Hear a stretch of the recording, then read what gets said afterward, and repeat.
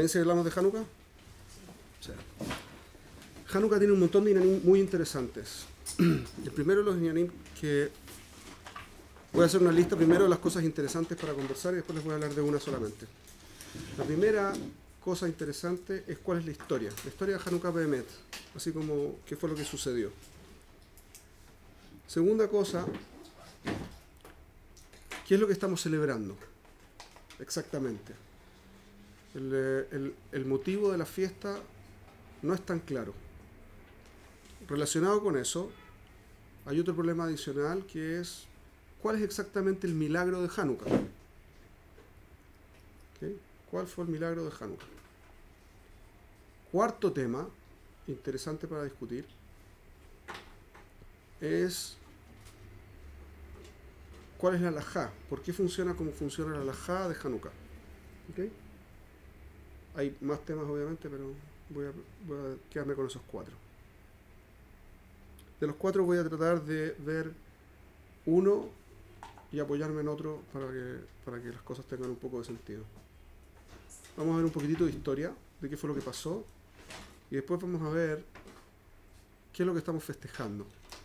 ¿Okay? ¿Cuál es la historia de Hanukkah? ¿Qué conocen ustedes de la historia de Hanukkah? Los macabeos. ¿Quiénes eran los macabeos? ¿Qué pocos le ganamos? Hashmonaim. Muy bien. ¿Qué más?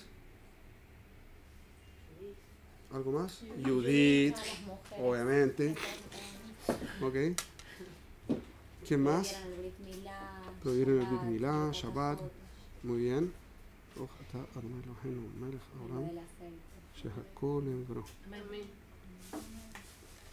¿Se acuerdan? ¿Qué cosa? Que después volvió el reinado de Am Israel. Am Israel, Nahón. Tuvimos independencia. ¿Les ha llamado alguna vez la atención el Sevivón? Me encanta jugar con Sevivón. ¿Qué es lo que es el Sevivón? ¿Qué dice el Sevivón? Es un código. Es un código. Nun, Gimel, Hey. No, P. Allá, Shin o Pei. Talud, ¿dónde estamos haciendo el Sevivón? Si el Sevivón acá en el Israel es Po, y por lo tanto es Pei, y si no es en Hutz Laaretz, y por lo tanto es Sham, allá. ¿Ok? En Israel. Porque el Nes sucedió acá en Israel. ¿Por qué jugamos con Sevivonim? Porque era la forma que tenían los chicos de... Eso es en la historia. Cuando a uno le cuentan la historia, se la cuentan así en el colegio o en el kinder, ¿sí? Le dicen lo que pasa es que los niños jugaban con Sevivonim y con eso así. Pero Dafka, ¿qué tiene que ver eso con Nes Gadol allá, Sham o Po? ¿Qué tiene que ver con el Sevivón con parte de Hanukkah, Bichlal? ¿Ok? ¿Es una pregunta interesante? Sí. ¿No? ¿Sí? ¿Algo? Haz caja. La historia comenzó bastante antes, cuando Alejandro Magno conquistó Israel. ¿Sí?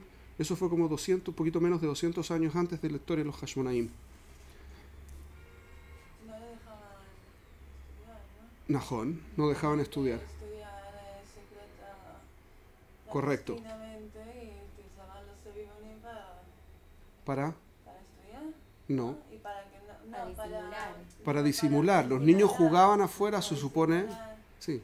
Pero ¿por qué nos quedamos con los Sevivonim? Y peor, ¿por qué al Sevivón le pusimos 4 caras? Nes, Gadol, Allá, Sham o Po.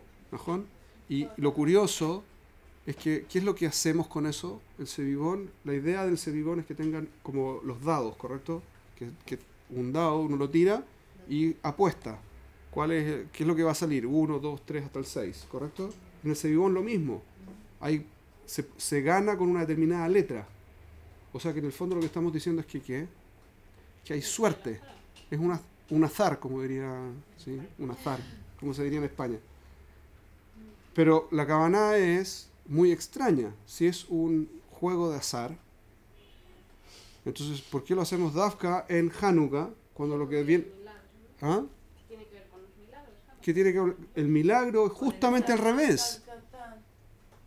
Un Kadkatán. Correcto. Ese es otro milagro. Haz caja. Cuando vino Alejandro lo que vino a hacer es una revolución en el fondo. No solamente vino a conquistar como un emperador Stam.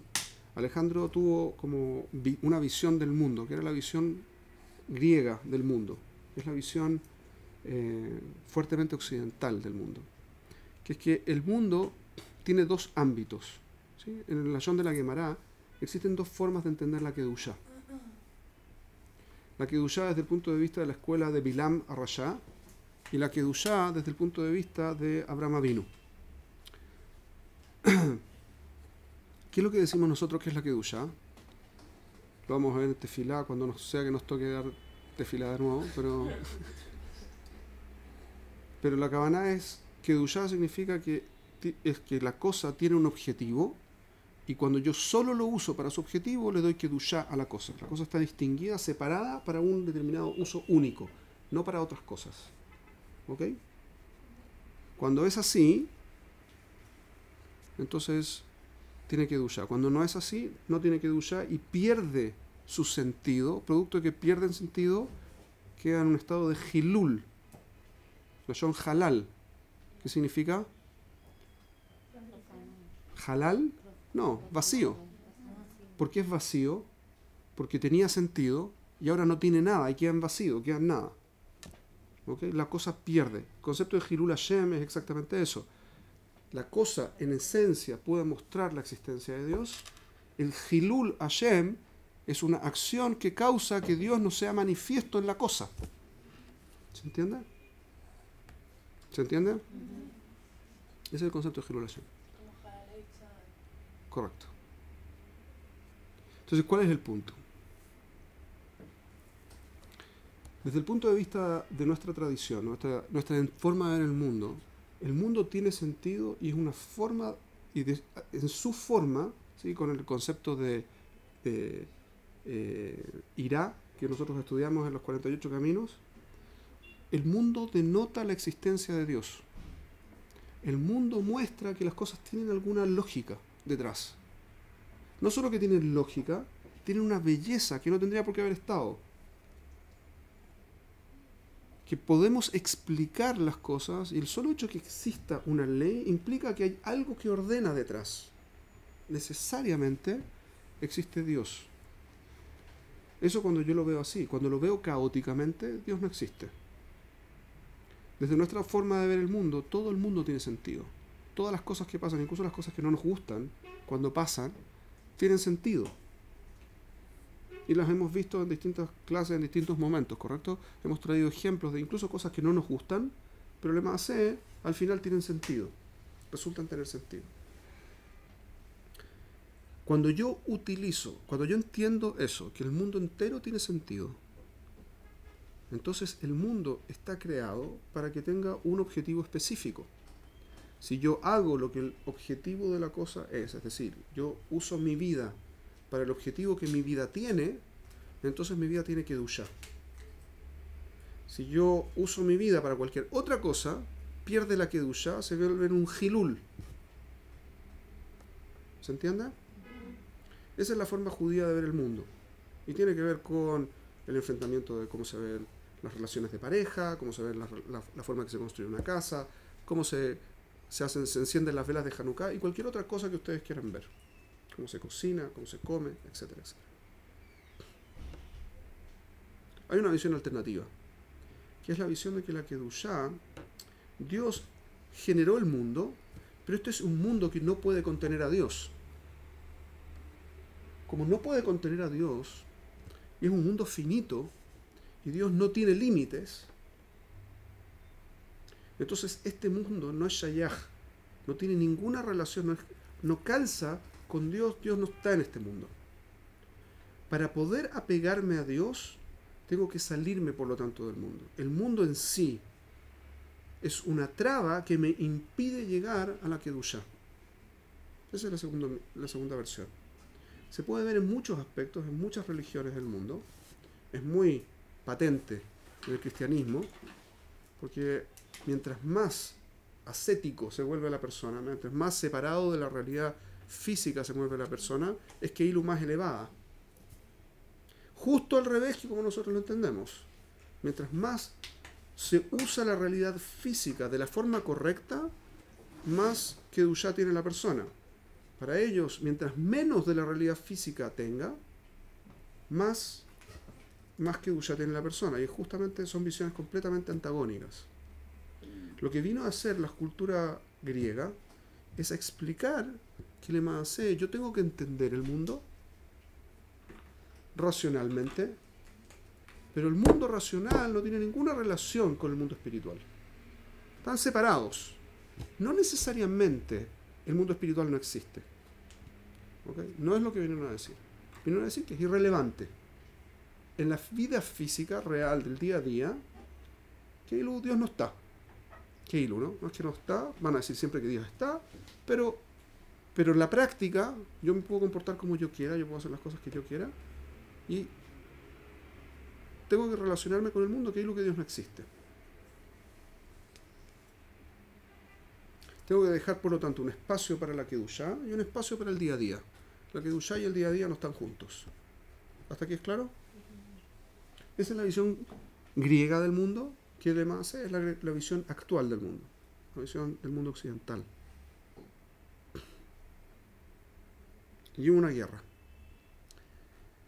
Después de 160 y algo años, 180 años después de que murió Alejandro, vino un monarca de los Yevanim.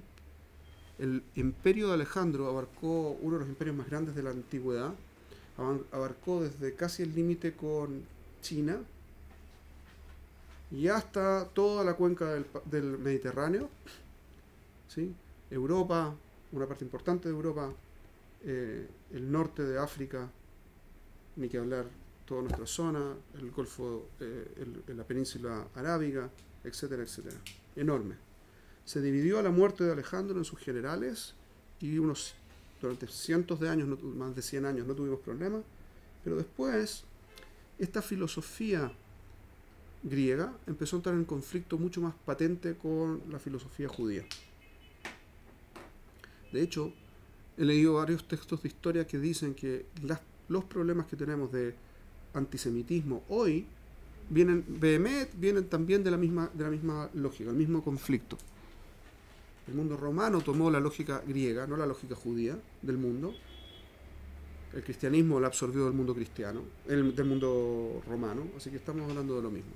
Eso es como en el fondo. La discusión entonces es si existe conexión entre lo físico y lo espiritual o no. Eso es tajles, concretamente, esa es la discusión. En esas condiciones, ¿qué es lo que hace Yahadut que conecta al mundo físico con lo espiritual?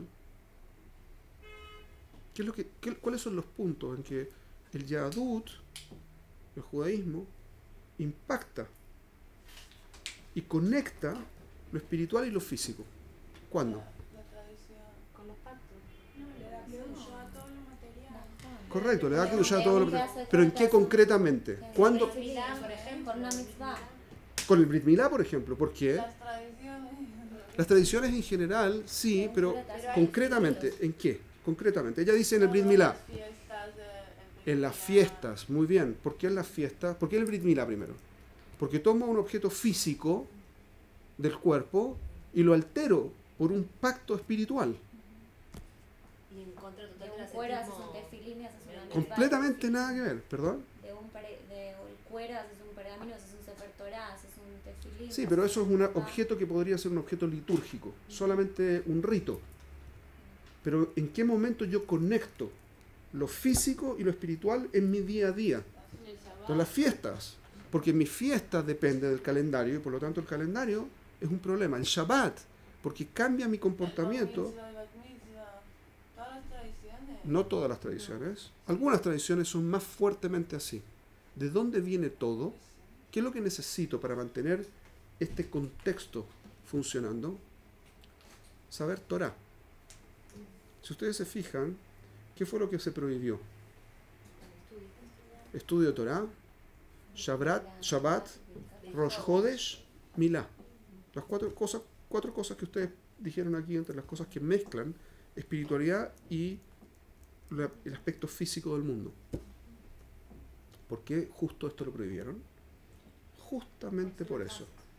Porque toda la discusión era, si ustedes dejan eso, van a empezar a pensar como nosotros, que es la forma moderna, top, de pensar. Y tiene sentido. Tiene todo el mundo, todo aspecto de sentido. Solo que eso elimina, encubre, oculta que detrás de eso hay espiritualidad. No quiere decir que la espiritualidad no exista, solo que no se va a ver. Y eso es lo que ellos querían. Que dejase de verse la espiritualidad para que Am Israel se comportara como el resto de las naciones. Pashut, vive tu vida. Vas a trabajar, vuelve de trabajar, come, duerme, ten relaciones, ten lo que fuera necesario. Vive una vida normal. ¿Por qué tienes que hacer estas cosas raras? ¿Conectas lo físico con lo espiritual? Lo espiritual no está conectado. Tu acción violenta a la sociedad del mundo. No hagas eso. Ese es en el fondo el reclamo. ¿Se entiende? ¿Se entiende el reclamo? Y Am Israel entró en el proceso. Históricamente hubo un grupo muy grande que se llamaron los Midyavnim, judíos, en la época de los Yevanim, de este mismo imperio, que se volvieron cada vez más como los Yevanim y pensaban como los Yevanim. Iban al gimnasio. El gimnasio en ese tiempo era un lugar donde se hacía toda clase de actividades físicas, pero también se estudiaba filosofía, se hacían discursos y toda clase de cosas, y se hacían desnudos. Entonces hubo muchos judíos, dice la Guemará, que se volvían a pegar prepucios, se injertaban prepucio, una orlá, se insertaban orlá para poder pertenecer al mundo de los que tenían orlá. Como una demostración de yo soy como cualquier otro, eliminando, y eso es lo que hicieron los Midyavnim. ¿Ok?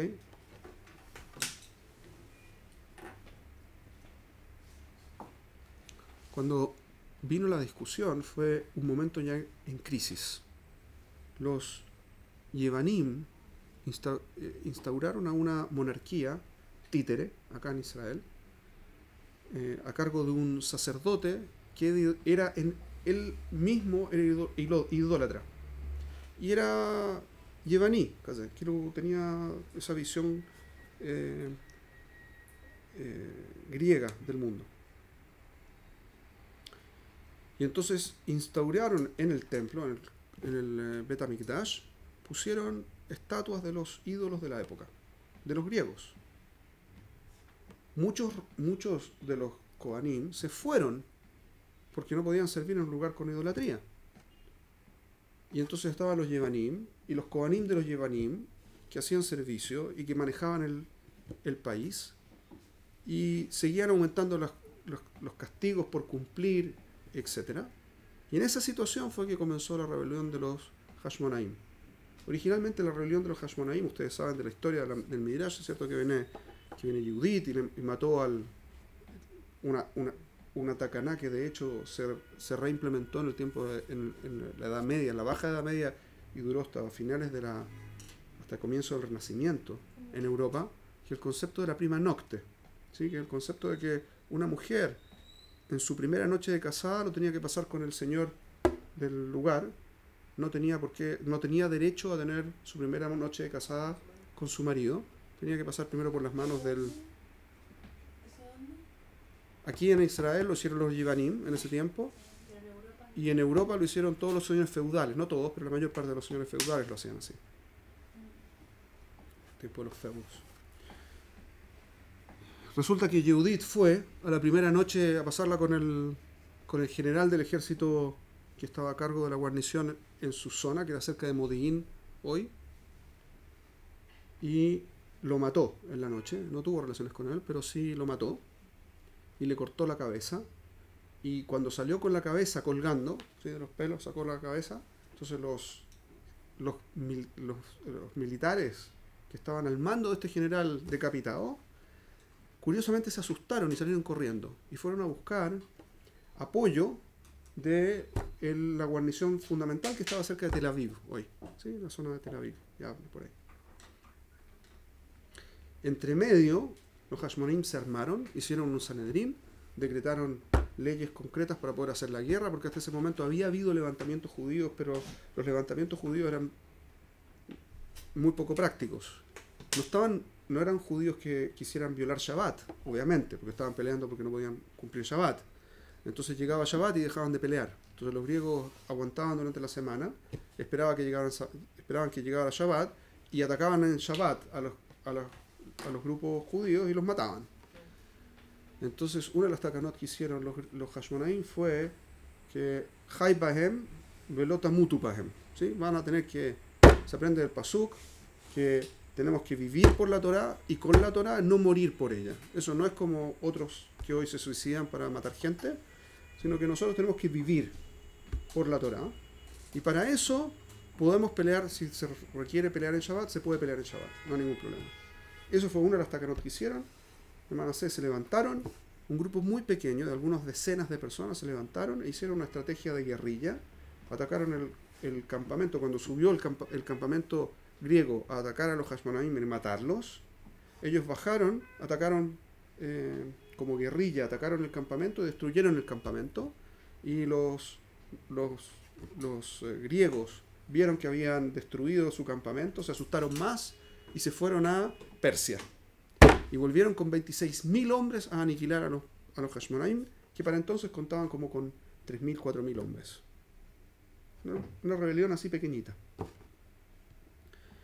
Ahora hicieron una guerra muy inteligente. Vinieron los Hashmonaim y se pusieron en los bordes de los cerros, en la zona donde ellos vivían. Hay cerros por todos lados, igual que acá. Y sabían que los griegos iban a tener que llegar por un valle para estar cubiertos. Iban a ver por un valle, y iban a tener que subir el valle, y la pelea la iban a tener que hacer en un cerro. Entonces los esperaron en el borde del cerro, todo alrededor del valle, y a medida que iban subiendo los iban matando. Y diezmaron al grupo de los griegos, los pocos que quedaron salieron arrancando, y eventualmente el gobierno de los griegos de los griegos en Persia, digamos, decidió hacer las paces, admitir la derrota ante los Hashmonaim, darles una opción de ser reino, ser independientes, y se instauró la monarquía de los Hashmonaim. Y a continuación los Hashmonaim siguieron contra los judíos Yevanim. Y esa segunda guerra, la segunda mitad de la guerra, duró otros 20 años. La primera guerra duró como un par de años, 2 o 3 años. A continuación, una guerra interna entre Yehudim duró casi 20 años. Y en ella murieron la mayor parte de la familia de Hashmonaim. ¿Ok? Hasta que 20 años más de guerra. ¿Pero como hoy en día, 20 años o como 20 años. ese tiempo? No, 20 años. 20 años de ese tiempo son los 20 años de hoy en día también. Dejaron, digamos, los 40 años de la saga de egipcio, hoy en día son meses o menos. No sé quién te dijo eso. Mi profesora de religión del colegio. No sé en qué se basa. Pues que antes lo exageraban, o sea, no sabían exactamente y pues miraban a lo mejor por estrellas, por el tal, y bueno, era más o menos, no era como hoy en día que sabemos exactamente. Hay una tradición, dice la Gemara, en Rabbi Yehuda Nasi, trae una tradición del tiempo de Moshe, de cuánto dura un mes lunar. 29 días y 500, y no me acuerdo cuántos son, 17 y tantos halakim. Si tú calculas, es exacto lo que dura la rotación de la luna, exacto. Lo que dicen los satélites de hoy. No estoy yendo a antigüedad. Eso, y aparece, es una Mishnah en Rosh Hashanah. Tenemos un calendario que data del tiempo de Moshe, y que, de acuerdo a lo que dicen nuestros sabios en el tiempo de la Mishnah, digamos, data del tiempo de Moshe, y es bastante preciso, súper preciso de hecho. No es un tema, sobre todo porque nosotros teníamos una flexibilidad hecha porque nosotros reconocemos el Rosh Hodesh, nosotros testificamos. No es que hay un calendario del estilo de hoy, hay un calendario hecho con el Sanedrín, que hay un input, el ser humano hace una modificación en el tiempo también. Eso es parte de la lógica del calendario. Y es bastante preciso el calendario, súper preciso el calendario, y tiene varias normas, no son tan difíciles de aprender, y viene desde entonces, no hay ninguna novedad.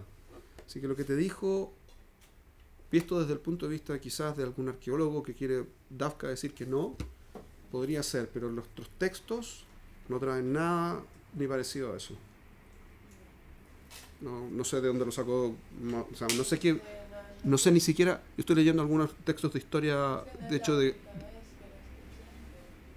O sea, yo te digo, yo leo de textos de Goim y no dicen eso. No sé por qué lo trajeron. No, yo sé, pero los Goim cuando cuentan la historia tampoco dicen eso. Como hay toda clase de historias distintas contadas, digamos, no sé. Hay buenas fechas en hallazgos arqueológicos que calzan bastante bien. Hay algunas posturas antiguas en la arqueología que decían que había diferencias de tiempos en Jericó y otras cosas, pero hoy no hay una diferencia importante. De hecho, es bastante preciso. La datación que viene de la Torá es muy precisa. Por lo menos hasta Shlomo Amelech. Hasta Shlomo Amelech se sabe con año preciso. Y si de Shlomo Amelech él dice en los años, tenemos tradición de Shlomo, de lo que pasó antes, así que probablemente podemos también extrapolar que no había tanto problema. Caché esa postura es rara, digamos, vamos a decir así, rara. Tengo que ver las pruebas que ella traiga para poder pensar alguna alternativa. Pero, mira, me da la impresión de que no va como nosotros lo tenemos, digamos. Me da la impresión de que ella no considera pruebas que trae nuestra tradición al respecto, y que probablemente en función de no tener esas pruebas claramente va a decir que no es preciso. Para allá.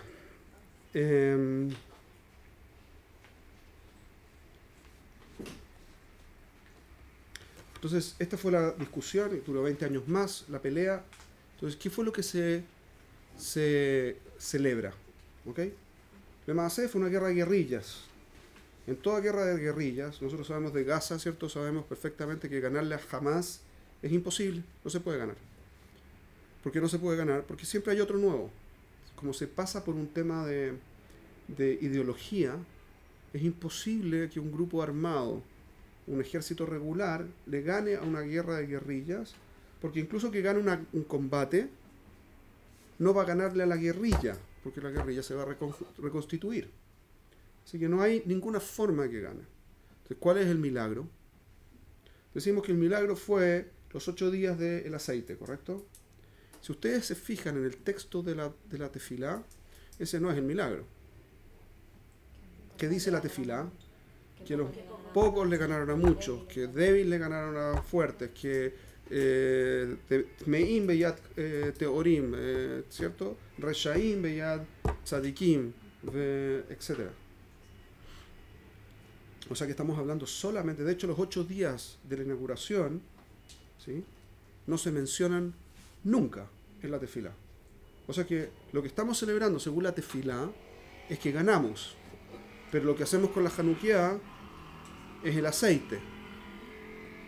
Asnu, ustedes deben saber a estas alturas, conociéndome, que aquí ya tenemos una discusión. Nu, ¿cuál es el milagro? ¿El milagro es que ganamos o el milagro es las velas? Si el milagro es de las velas, ¿por qué no aparece en la tefilá? Si el milagro es que ganamos, entonces ¿qué tienen que ver las velas, Bislar? ¿Perdón? Fue el conjunto de las dos, correcto, es el conjunto de las dos necesariamente, muy bien. Pero entonces, ¿por qué de todas maneras en la tefilá no aparecen los 8 días del aceite? Yo escuché algo en relación a que el milagro del aceite, mamás que era un milagro, pero lo de la guerra, uno puede pensar que no es un milagro tanto. Lo otro sí se veía la mano de Hashem, o sea, era explícito. Correcto. Es un conjunto, y como ella dice, aquí hay un milagro explícito y el otro es un milagro que no es explícito. ¿Sí? Entonces, pero eso en realidad hasta hoy en día. Seguimos siendo un país pequeño y siempre Leat, no tan rápido, no tan rápido. Te puedo traer buenas explicaciones para que ganemos igual. Te puedo traer buenas explicaciones.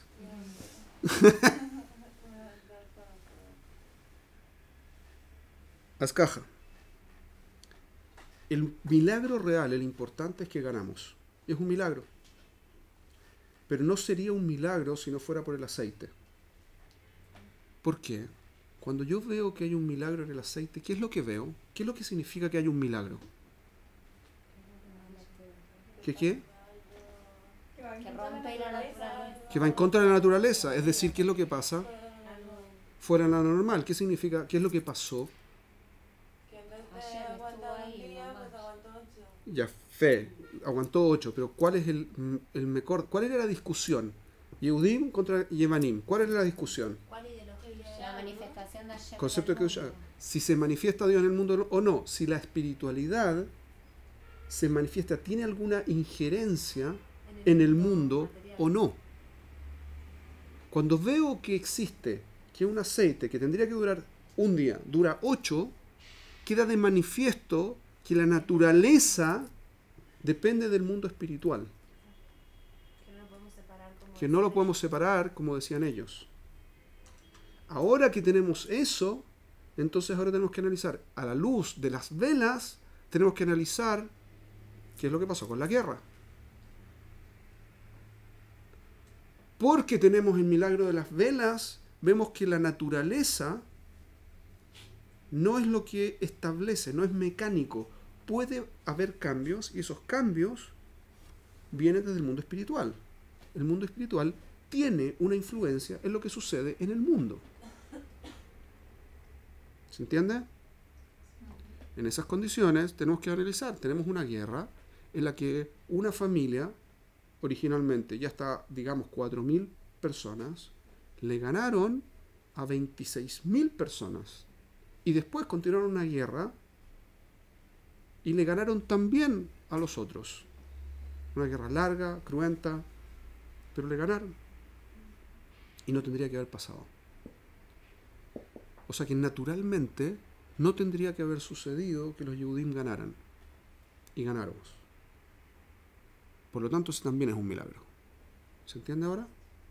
Las dos, uno viene a mostrar la existencia del otro. El otro, la guerra, es el importante. El primero, el del aceite, solo viene a revelar que el otro también es un milagro. ¿Ok? Esa es la cabana fundamental. Entonces, ¿qué es lo que decimos? Que la visión judía, Keilu, se sobrepuso a la visión griega. Que ganamos la guerra.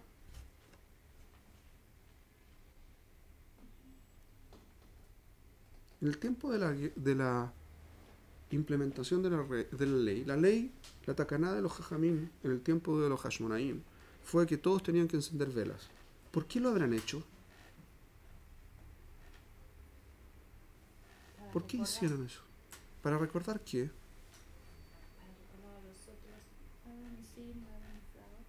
¿Por qué hicieron eso? Al Anisim, al Aniflaot, la Brajá, el Jule. ¿Por qué?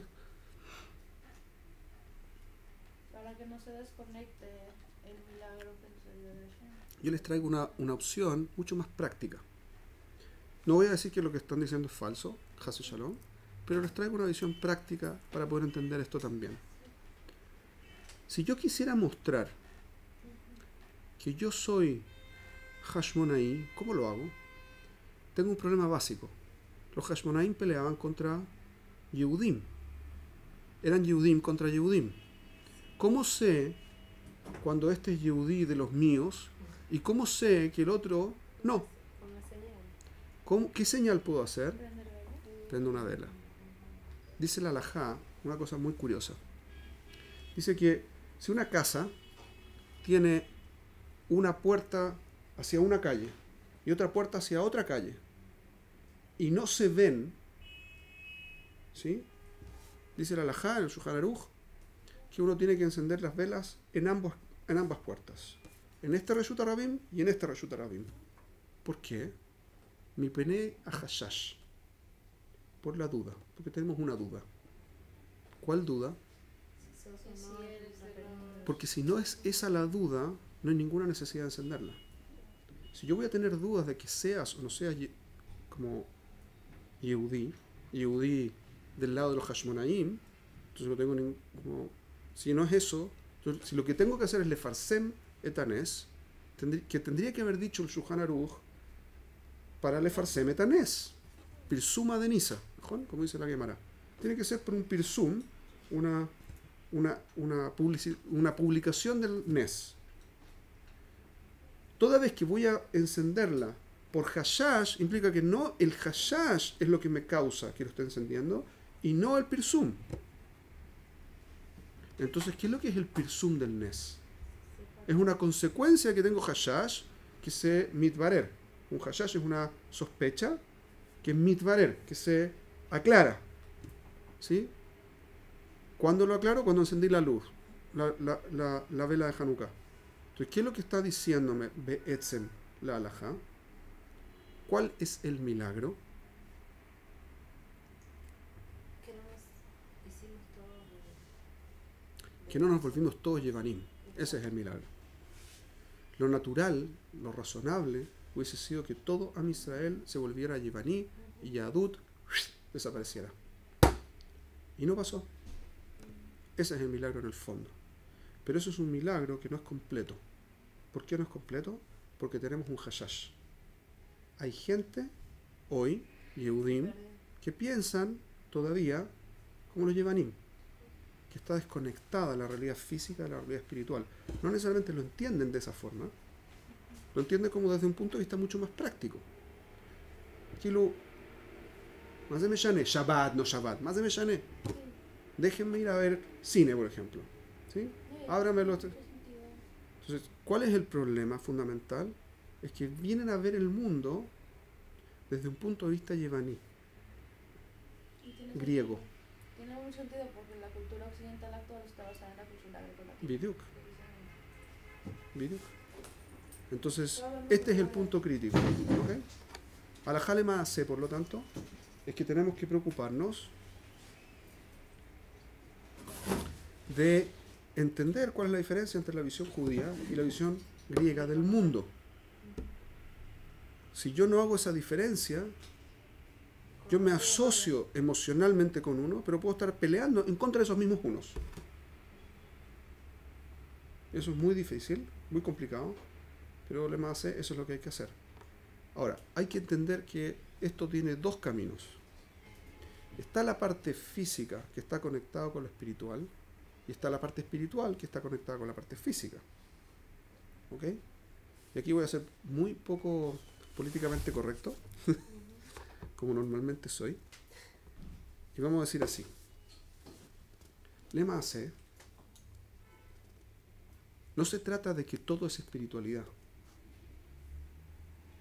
Nosotros tenemos tres reyes en la historia que se consideran tzadikim. Cada uno hizo cosas distintas. David Amelech, ¿qué es lo que hizo? Hizo los Teilim, hizo un montón de cosas, hizo la guerra. ¿Cómo hacía la guerra? Hacía una estrategia de combate, iba a la guerra, ganaba y decía, Dios, gracias por ayudarme y hacer que gane la guerra. ¿Sí?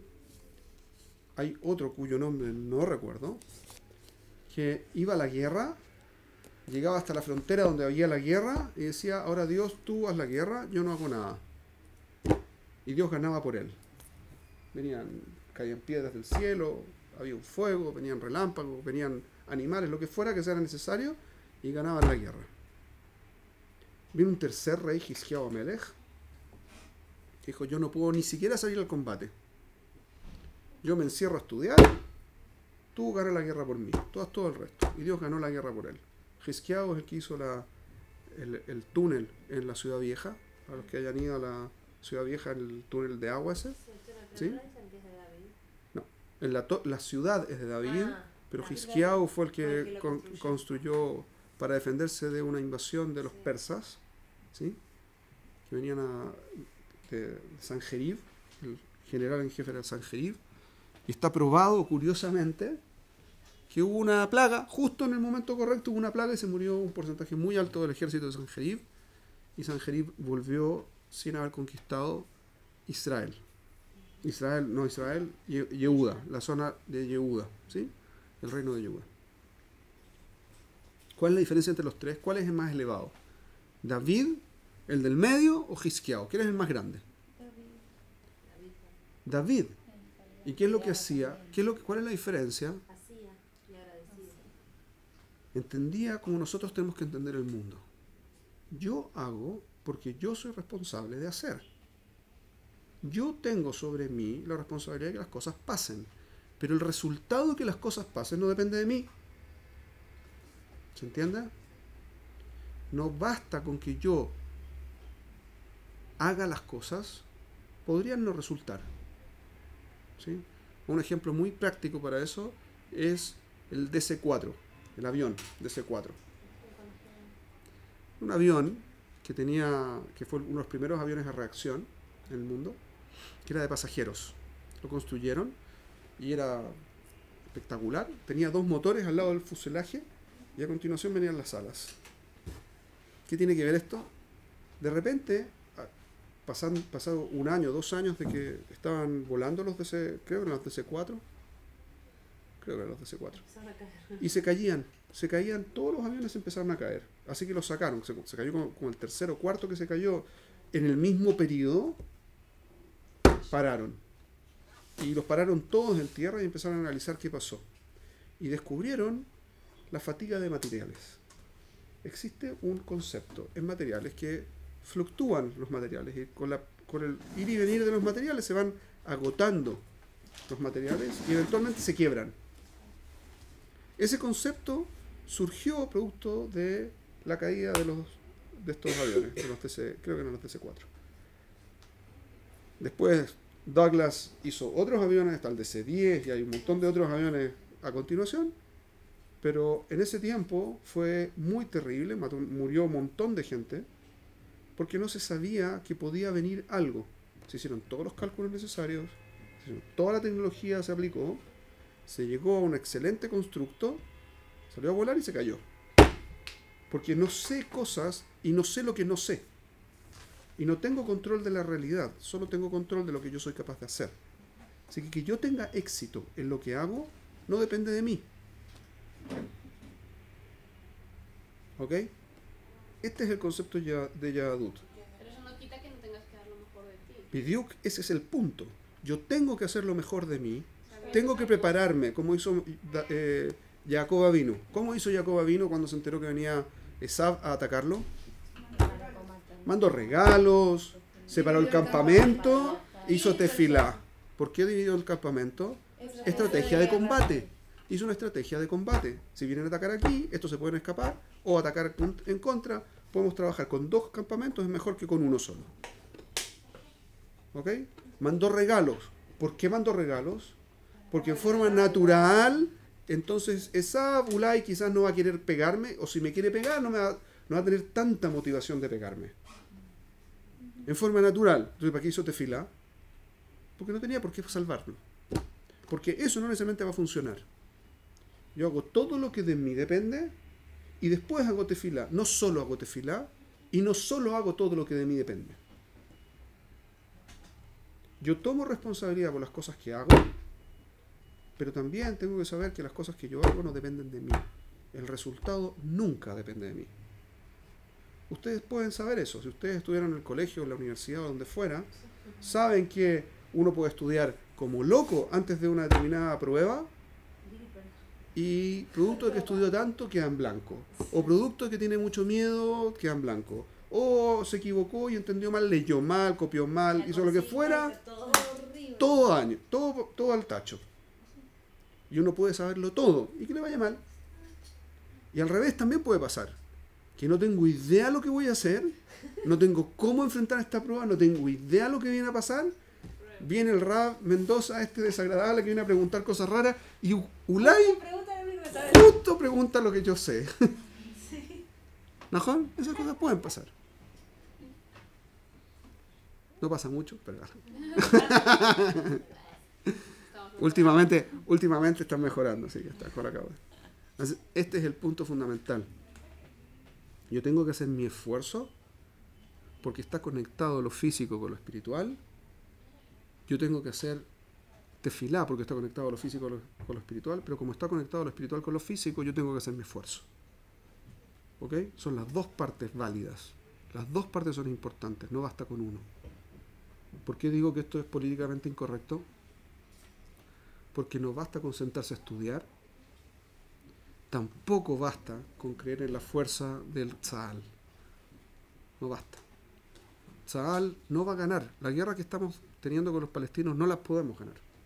Y ténganlo claro, será no en esta guerra. Quieran 1, 2, 3, 4 mitzvot más. Derech HaTeva vamos a perder, porque no hay cómo evitarlo. Porque tienen muchos más recursos, más gente, más apoyo mundial, y no importa lo que hagamos, se nos van a agotar los recursos en algún momento. Así que esto es un tema de tiempo. ¿Cuánto duramos? Es un tema de tiempo. Desde el punto de vista natural. Desde el punto de vista supranatural, por encima de la naturaleza, con Dios en la película, también es una cosa de tiempo, pero al revés. Van a perder. No pueden ganar. Porque si Dios manda en el cuento, entonces no pueden ganar. Hay una historia en la Mivzá ahora de Tzukeitan, muy interesante. Hicieron una campaña, iban a tener que entrar a Rafa, que es una ciudad, esta que casi destruyeron los egipcios y que nadie reclamó. Bueno, en esa tenía que entrar Israel, y entonces el general a cargo planificó una operación nocturna para que no tuvieran cómo ver a los soldados del Tzahal, y entonces la cantidad de bajas fuera la mínima posible. Pero producto de la política que ustedes conocen acá en Israel, ya a estas alturas, se empezaron a demorar, que quizás vamos a hacer un alto al fuego, no, todavía no podemos atacar, no podemos hacer esto, no sé, hasta que salió el sol. Había que sí o sí atacar, no había vuelta, había salido el sol, así que nos iban a ver. Y si salíamos a pelear, esto aparece, es un relato del general a cargo de la división. Así que esto no lo pueden ver en la revista Mishpachá de la época, o lo pueden ver en otros lugares. Pueden preguntar a los soldados que estuvieron ahí. Así que no había vuelta. Tenían que salir y pelear, y iban a caer muchos. Porque era un nicho de terroristas. Fue uno de los combates más difíciles que tuvo el Tzahal en ese momento. Un nicho de terroristas. Pelear casa a casa contra terroristas que tienen el dominio del lugar es muy difícil. Y si te están viendo, es seguro que a alguien van a pegar. Salieron y había neblina.